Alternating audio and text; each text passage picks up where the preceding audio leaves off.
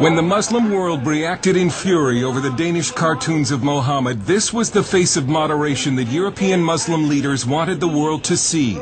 The mainstream Muslims living in this country want to show that we can express our protest in a very legitimate, in a very civil, in a very courteous way.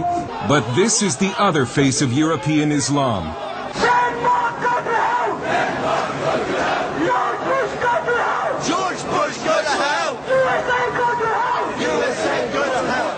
This is footage of the demonstration outside the Danish embassy in London, provided to CBN News by the NIFA Foundation, an anti-terrorism group.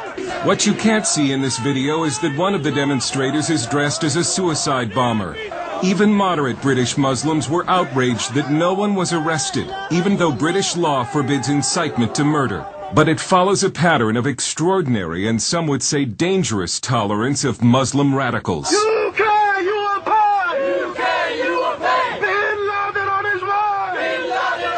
These protests threatening bloodshed occurred in 2004, 1 year before London's 7/7 subway and bus bombings. Now Tony Blair has been wounded. Pull your troops out of Afghanistan. Pull your troops out of Iraq. And if you do not pull your troops out, you will get bloodshed on the streets of London. Again, no one was arrested, and moderate Muslims tried to keep the media from publicizing what for them has become a public relations nightmare. Yeah, that's disgusting. I mean, it doesn't serve any purpose. These guys don't represent me. They probably don't represent most Muslims in this country, and they do a disservice not only to, living here in the UK, but they do a major disservice to Muslims. They may not represent the views of most British Muslims, but polls do suggest the Muslim middle is radicalizing. A recent survey shows that 40% of British Muslims want Islamic Sharia law in the United Kingdom. Sharia imposes punishments like amputations and stonings. And in a separate poll, nearly 1/3 of Muslims agreed with the statement that Western society is decadent and immoral, and that Muslims should seek to bring it to an end.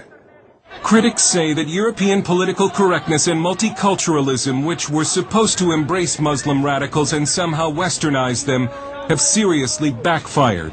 And now Western Europe seems paralyzed by the political correctness that grips the government and the media.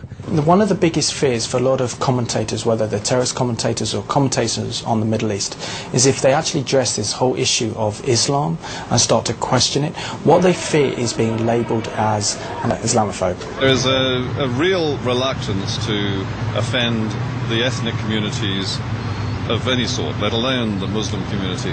And there seems to be a lack of political will to stop Muslim radicals bent on conquest. May Allah bomb you! May Osama bin Laden bomb you! May Osama bin Laden bomb you! Of Denmark, so we can invade their country and take their wives and war booty! Allah Akbar! The Dutch parliament has tried to strike a blow against radical Islam by voting to ban the burqa and veils.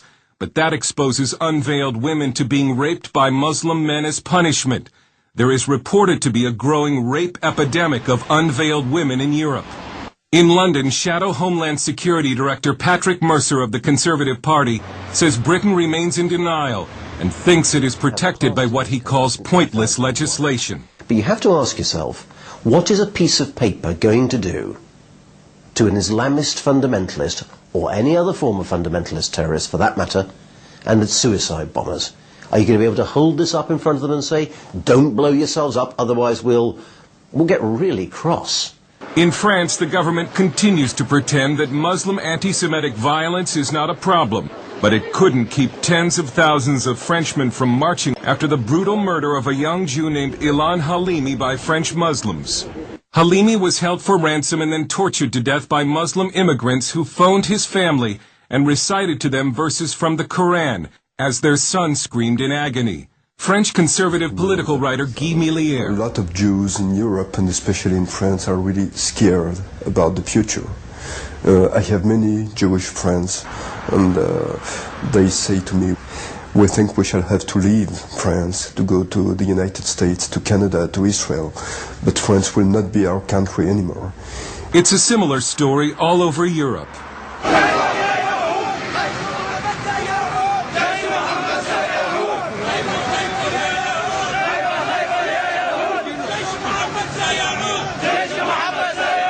And in the wake of the cartoon protest, a worldwide group of intellectuals recently signed a declaration that states, "After having overcome fascism, Nazism, and Stalinism, the world now faces a new global threat, Islamism.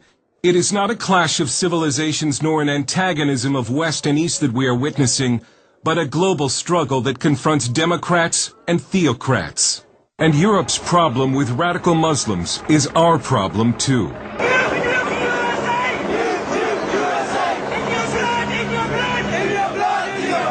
Political correctness has been the fertilizer that has helped Muslim radicalism grow in Britain. Political correctness intimidates the media and law enforcement. But Europe may be forced to choose between political correctness and the survival of its civilization. Dale Hurd, CBN News, London.